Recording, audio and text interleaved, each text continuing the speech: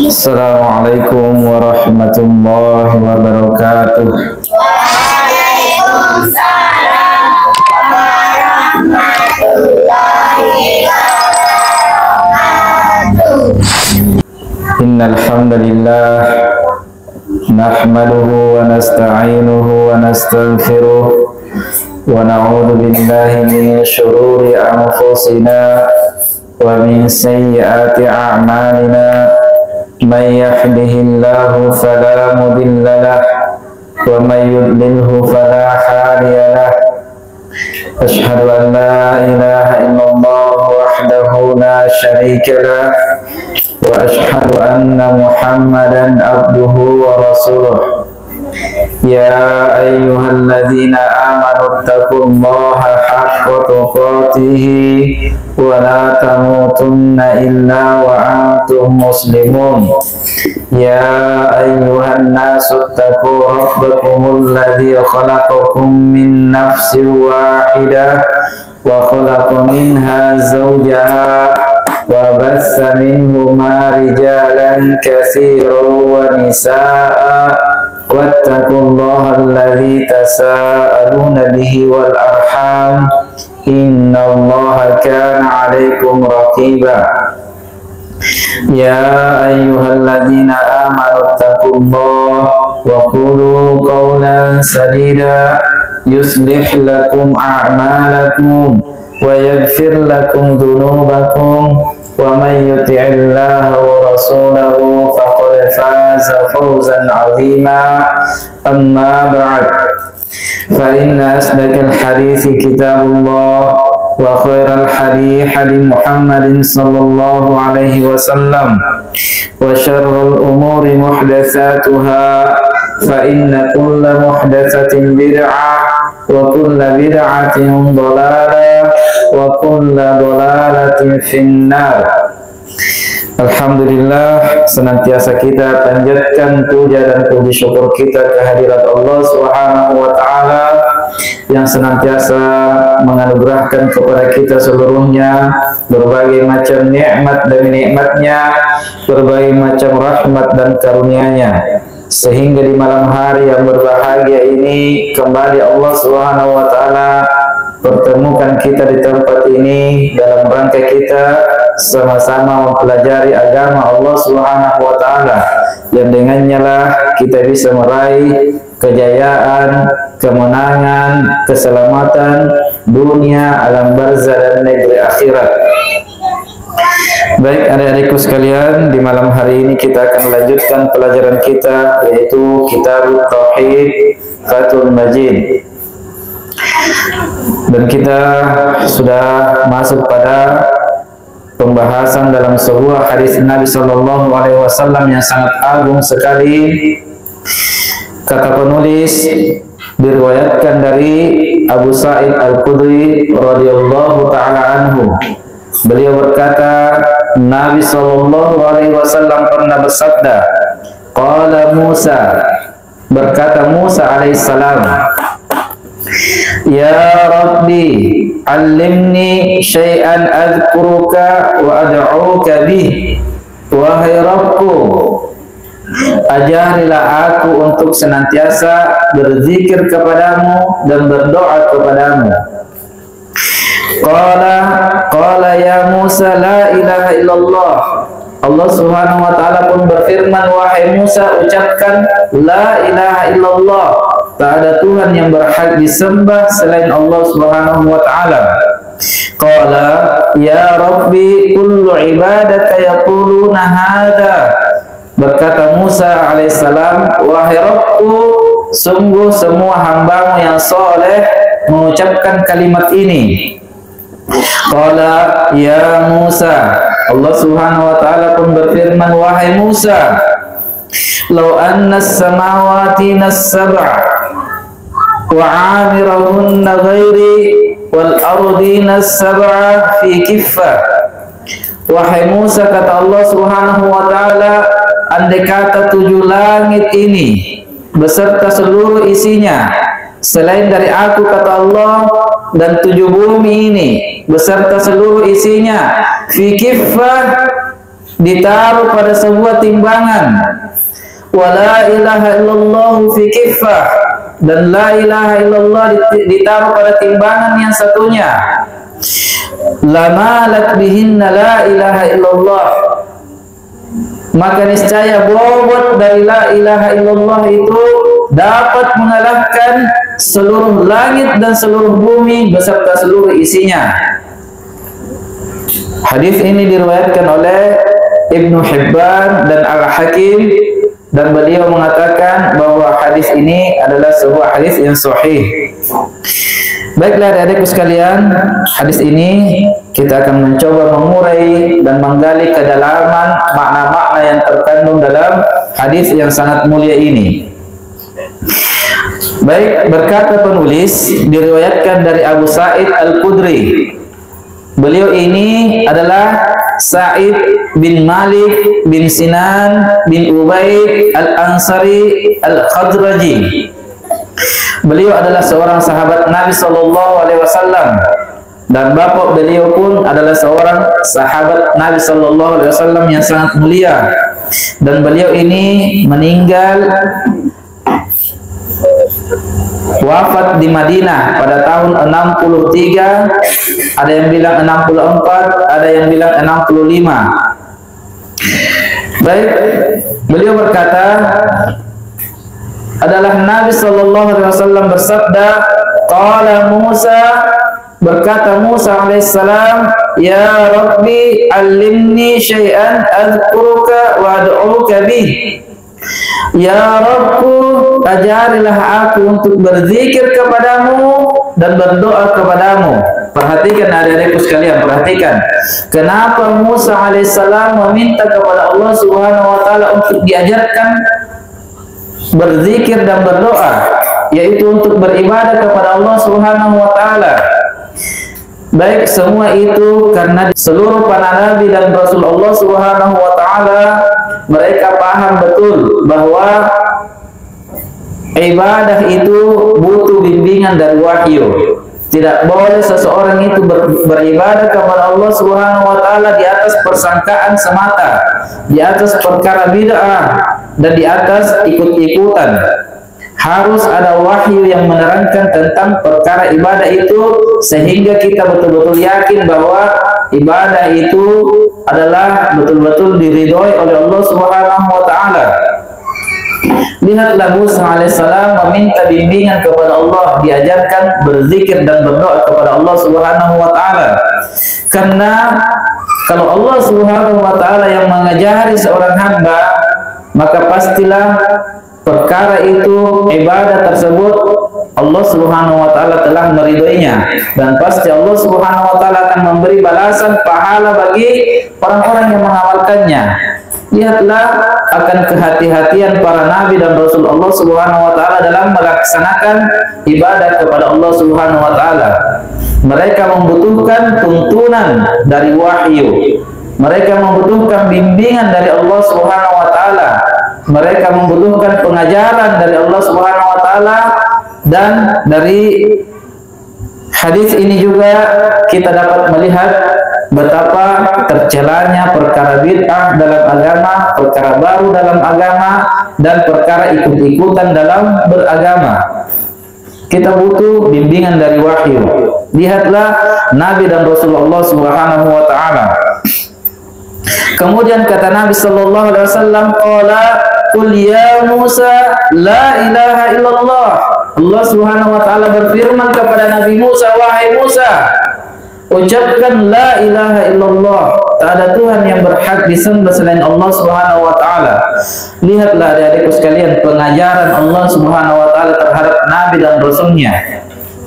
Apa yang diajarkan kepada Musa alaihissalam, sebuah kalimat terhebat, sebuah kalimat teragung, yaitu kalimat la ilaha illallah. Kenapa Allah Subhanahu wa taala mengajarkan Nabi Musa kalimat la ilaha illallah, sementara Nabi Musa ketika itu sudah berla ilaha illallah? Di sini kita dapat memahami adik-adikku sekalian bahwa kalimat la ilaha illallah itu adalah sebuah kalimat yang betul-betul tak ada yang bisa menandinginya. Bahkan tak ada satupun orang yang berdoa dengan kalimat ini kecuali pasti diperkenankan doanya. Bahkan tak ada satupun orang yang memohon pertolongan kepada Allah Subhanahu wa taala dengan kalimat la ilaha illallah ini kecuali Allah Subhanahu wa taala pasti akan menolongnya. Lihatlah Nabi Allah Subhanahu wa taala Yunus alaihissalam. Ketika Yunus alaihissalam berada di perut ikan yang besar, berada dalam kegelapan dalam perut ikan yang dalam hitungan akal manusia mustahil Yunus alaihissalam bisa selamat dari kematian. Namun apa doa Nabi Yunus alaihissalam ketika itu? Allah Subhanahu wa taala ceritakan tentang kisah Nabi Yunus alaihissalam ketika berada dalam perut ikan. Yunus pun berdoa kepada Allah Subhanahu wa taala, la ilaha illa anta subhanaka inni kuntu minal zalimin. Coba lihat, Yunus alaihissalam mengatakan tak ada Tuhan yang berhak disembah selain Engkau ya Allah. Maha suci Engkau ya Allah, dan sesungguhnya saya ini termasuk orang-orang yang zalim. Secara sepintas kita melihat konteks dari kalimat ini bahwa kalimat ini tidak mengandung doa di dalamnya. Yunus alaihissalam tidak meminta kepada Allah, ya Allah selamatkan saya dari perut ikan hiu ini, bebaskan saya, keluarkan saya dari kesulitanku. Yunus alaihissalam tidak meminta itu. Namun Yunus alaihissalam hanya berdoa dengan doa la ilaha illa anta. Lalu kenapa Allah Subhanahu wa taala selamatkan? Semua itu karena kehebatan dan keagungan doa ini. Maka siapa saja yang berdoa memohon pertolongan kepada Allah Subhanahu wa taala dengan menyebut kalimat ini, kemudian dia yakin terhadap kandungan-kandungannya, maka pasti Allah Subhanahu wa taala akan menyelamatkannya. Demikian pula semua nabi dan rasul Allah Subhanahu wa taala yang lainnya, mereka ditolong dengan kalimat la ilaha illallah ini. Dalam hadis Nabi Shallallahu Alaihi Wasallam ini juga mengajarkan kepada kita adik-adikku sekalian bahwasanya kalau kita berzikir dengan kalimat la ilaha illallah ini haruslah kita mengucapkannya secara sempurna, jangan dipotong-potong sebagaimana ahlul bid'ah yang dia penggal-penggal kalimat ini, sebagaimana orang-orang tarekat dan orang-orang sufiyah. Mereka berzikir kepada Allah Subhanahu wa taala dengan zikir-zikir yang Nabi Shallallahu Alaihi Wasallam tidak pernah contohkan, tidak pernah tuntunkan. Mereka orang-orang tarekat itu di awal-awal berzikir mereka menyebutkan kalimat la ilaha illallah ini secara sempurna sambil menggeleng-geleng kepala. La ilaha illallah, la ilaha illallah, dia geleng-geleng kepala.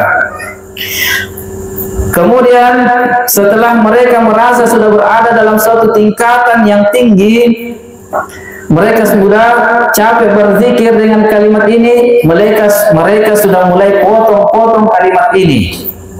Mereka sudah hilangkan kalimat penafian dan kalimat penetapannya. Mereka tinggal menyebutkan Allah, Allah, Allah. Mereka potong kalimat ini, dan kalimat Allah ini bukanlah kalimat zikir. Dan sama sekali Nabi Shallallahu Alaihi Wasallam tidak pernah mencontohkan berzikir dengan kalimat ini. Ini adalah lafzul jalalah Allah Subhanahu wa taala, nama Allah Subhanahu wa taala yang terbaik, dan ini bukan kalimat zikir.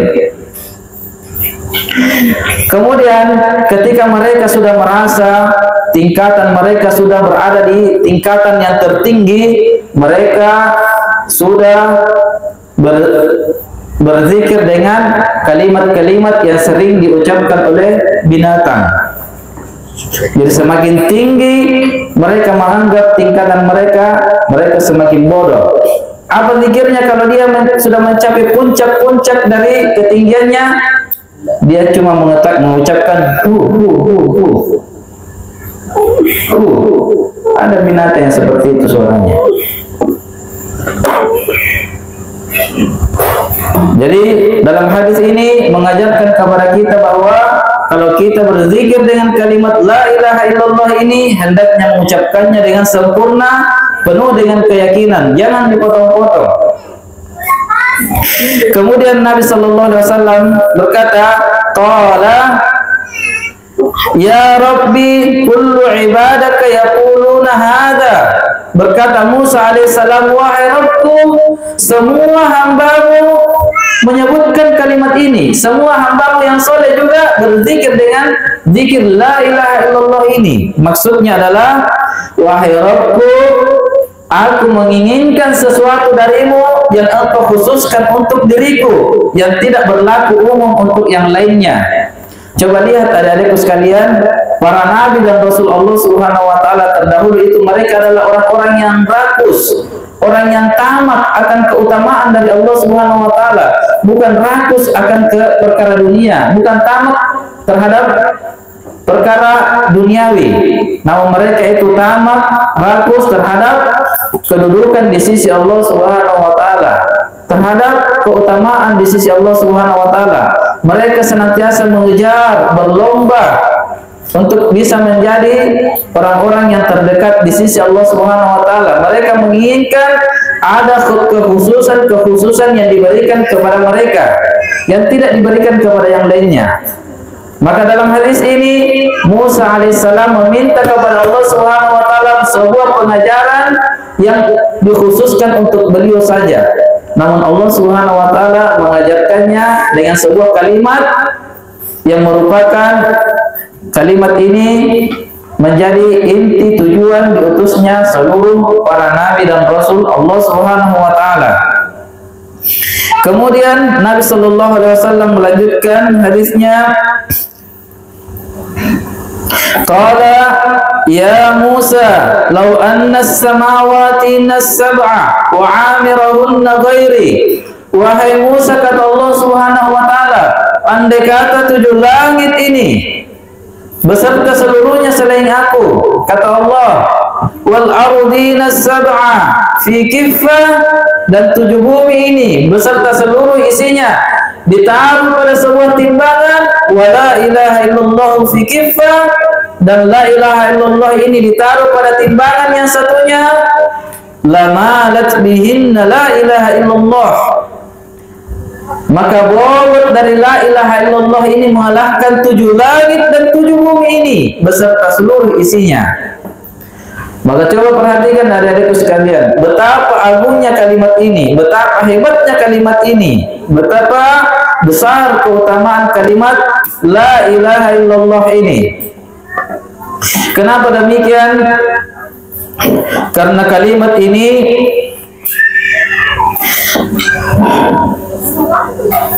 memiliki kandungan yang sangat agung, yang dengan kalimat inilah ditegakkan jihad fi sabilillah, dan dengan kalimat ini pula disyariatkan perkara-perkara sunnah dan wajib, dan dengan kalimat inilah seseorang itu bisa dibedakan antara hamba yang taat dan hamba yang durhaka kepada Allah Subhanahu wa ta'ala. Maka dari itu sangat pantas untuk kita betul-betul mendalami kalimat yang sangat agung ini. Kemudian di antara keutamaan dari kalimat ini adalah dalam hadis yang lain yang diriwayatkan oleh Al-Imam Ahmad rahimahullah ta'ala, beliau berkata, telah meriwayatkan dari Abdullah bin Amr dari Nabi sallallahu alaihi wasallam. Nabi sallallahu alaihi wasallam bersabda, sesungguhnya Nuh alaihissalam berkata kepada anaknya menjelang wafatnya. Nuh alaihissalam memberikan sebuah wasiat kepada anak beliau ketika dia sudah berada dalam sakaratul maut, menjelang wafatnya, saat-saat akan meninggalnya Nuh alaihissalam. Apa yang beliau katakan? Beliau berkata, aku perintahkan kepada engkau wahai anakku untuk berla ilaha illallah. Coba lihat perintahnya Nuh alaihissalam kepada anaknya. Saya perintahkan kepada engkau wahai anakku untuk selalu berla ilaha illallah. Kemudian kata Nuh alaihissalam, andai kata 7 langit ini Kemudian 7 bumi ini ditaruh pada sebuah timbangan. Kemudian la ilaha illallah ditaruh pada timbangan yang satunya. Niscaya bobot dari la ilaha illallah ini mengalahkan 7 langit dan 7 bumi ini. Kemudian beliau katakan, andai kata 7 langit dan 7 bumi ini merupakan sebuah besi yang sangat kokoh, berubah menjadi sebuah besi yang melingkar yang sangat kokoh, maka niscaya kalimat la ilaha illallah ini mampu menghancurkan semua itu. Betapa hebat dan agungnya kalimat la ilaha illallah ini. Oleh karena itu, siapa saja yang mengucapkan kalimat la ilaha illallah ini dengan ikhlas dan jujur, dia cinta kepadanya, tunduk kepadanya, serta dia penuhi segala konsekuensinya, maka pasti Allah Subhanahu wa taala akan memasukkannya ke dalam surga sesuai dengan amalannya. Kemudian dia beristiqomah di atasnya sampai kembali kepada Allah Subhanahu wa taala, sebagaimana yang Allah Subhanahu wa taala firmankan dalam surah Al-Ahqaf ayat 13. Allah Subhanahu wa taala berfirman, "Innal ladzina qalu rabbuna Allah." Sesungguhnya orang-orang yang berkata Rabbana Allah, summa istaqamu, kemudian mereka istiqamah, fala khaufun alaihim wala hum yahzanun, maka tidak ada kekhawatiran terhadap mereka dan tidak pula mereka bersedih hati.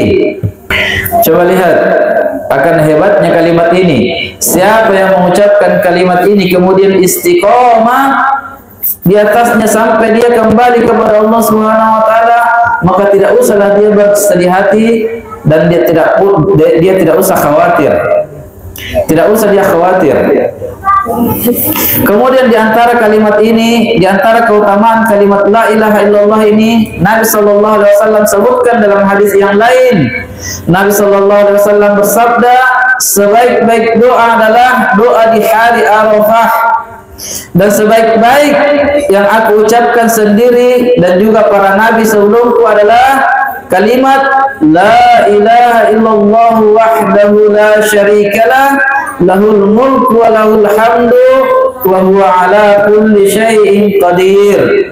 Coba lihat kata Nabi sallallahu alaihi wasallam, sebaik-baiknya doa. Kalau dikatakan sebaik-baiknya doa, berarti ini adalah doa yang terbaik. Jangan lagi bilang ada yang lebih baik dari ini. Karena Nabi yang bilang inilah sebaik-baiknya doa yang saya ucapkan, dan dia yang diucapkan juga oleh seluruh nabi-nabi Allah Subhanahu wa taala yang lainnya. Apa doa pertamanya? La ilaha illallah wahdahu la syarikalah. Tak ada Tuhan yang berhak disembah selain Allah Subhanahu wa taala semata, tak ada sekutu baginya. Lahul mulku wa lahul hamdu, baginya lah seluruh kerajaan dan baginya segala puji. Wa huwa ala kulli syai'in qadir, dan dia Allah Subhanahu wa taala maha kuasa akan segala sesuatu. Betapa hebatnya kalimat ini. Kemudian dalam hadis yang lain Nabi sallallahu alaihi wasallam bersabda tentang keutamaan kalimat ini, yaitu hadis yang sering kita sampaikan, sebuah hadis bitaqah. Dalam hadis bitaqah menggambarkan akan keutamaan yang luar biasa dari kalimat la ilaha illallah ini. Nabi sallallahu alaihi wasallam bersabda, seorang umatku akan dipanggil pada hari kiamat di hadapan para makhluk, dipanggil mereka di hadapan seluruh makhluk. Lantas dibentangkanlah untuknya 99 catatan dosa yang dia kerjakan. Maka setiap lembarnya luasnya sejauh mata memandang. Dia punya 99 catatan dosa, yang satu lembarnya sejauh mata memandang. Kemudian dikatakan kepadanya, apakah ada yang kamu pungkiri dari semua catatan dosa ini? Apakah malaikat yang mencatat itu menzalimi kamu? Apakah ada catatan dosa itu yang kamu tidak kerjakan kemudian malaikat mencatatnya sebagai dosa untukmu? Maka kata orang tersebut, tidak ada ya Allah. Semua yang dicatat oleh malaikat itu adalah dosa yang pernah saya kerjakan. Kemudian dia ditanya, apakah kamu memiliki suatu kebaikan? Adakah kebaikan yang pernah kamu kerjakan? Maka orang ini pun ketakutan kepada Allah Subhanahu wa taala sehingga dia hanya berkata, tidak ya Allah, tidak ada kebaikan sama sekali yang pernah saya kerjakan. Maka Allah Subhanahu wa taala pun berkata, dan sesungguhnya dikeluarkanlah untuknya sebuah kartu yang sangat kecil berupa kartu bitokoh yang di dalamnya hanya bertuliskan asyhadu an la ilaha illallah wa asyhadu anna muhammadar rasulullah. Hanya ini amalannya. Kartu kecil yang hanya bertuliskan dua kalimat syahadat ini. Maka dia pun berkata, ya Rabbi, kartu apa ini? Untuk apa kartu kecil ini? Maka Allah Subhanahu wa taala berfirman, sesungguhnya kamu pada hari ini tidak akan dizalimi, tetap keadilan akan ditegakkan. Maka lembaran-lembaran catatan dosa itu pun dinaikkan pada sebuah timbangan. Kemudian kartu kecil ini diletakkan pada timbangan yang satunya. Maka 99 catatan dosa ini terangkat ke atas.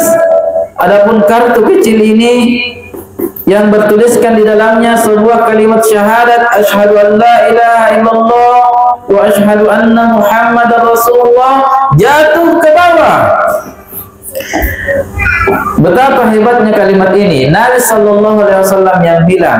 Oleh karena itu adik-adikku sekalian, kalimat ini adalah merupakan pokok landasan utama dalam agama Islam. Tak ada Islam bagi seseorang yang tidak memiliki kalimat la ilaha illallah ini. Oleh karena itu butuh untuk kita senantiasa mengilmui kalimat ini dan beramal di atas kalimat ini. Karena kalau kita tidak punya ilmu, walaupun kita sebut 1000 kali setiap harinya, tidak akan ada manfaatnya dan tidak ada bedanya kita dengan orang-orang munafik yang terdahulu. Sebab orang-orang munafik juga bersyahadat di hadapan Nabi sallallahu alaihi wasallam yang sangat mulia. Namun tetap mereka divonis oleh Allah Subhanahu wa taala, innal munafiqina fid darkil asfali minan nar. Sungguh orang-orang munafik itu berada di dasarnya neraka jahanam. Maka coba perhatikan ini adik-adikku sekalian. Butuh untuk kita ucapkan kalimat ini di atas keyakinan, di atas sebuah ilmu yang teryakini. Kemudian kita amalkan segala konsekuensinya, yaitu betul-betul kita tiadakan segala apapun yang disembah, dibesarkan, dimuliakan, dicintai, ditakuti selain Allah Subhanahu wa taala, dan kita tetapkan bahwa hanya Allah Subhanahu wa taala yang pantas untuk disembah, dicintai, dimuliakan, ditakuti, diharapkan padanya segala macam bentuk kebaikan. Doa harus hanya kepada Allah Subhanahu wa taala. Sesembahan kita satu-satunya.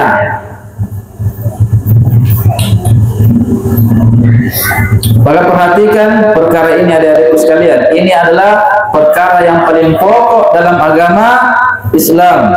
Tanpa ini tak ada Islam bagi seseorang. Baik adik-adikku sekalian, hanya itu yang bisa kami sampaikan di kesempatan ini. Semoga memberikan manfaat untuk kita semua, dan semoga Allah Subhanahu wa taala senantiasa menambah hidayahnya, menambah untuk kita ilmunya, agar kita senantiasa bisa berjalan di atas ilmu tersebut sampai kita berjumpa dengan Allah Subhanahu wa taala. Dan semoga Allah Subhanahu wa taala kumpulkan kita seluruhnya di dalam surganya, surga tertingginya, bersama para nabi Muhammad sallallahu alaihi wasallam dan nabi-nabi yang lainnya. Subhanallah wa bihamdik, asyhadu an la ilaha illa anta, astaghfiruka wa atubu ilaik. Wassalamualaikum warahmatullahi wabarakatuh.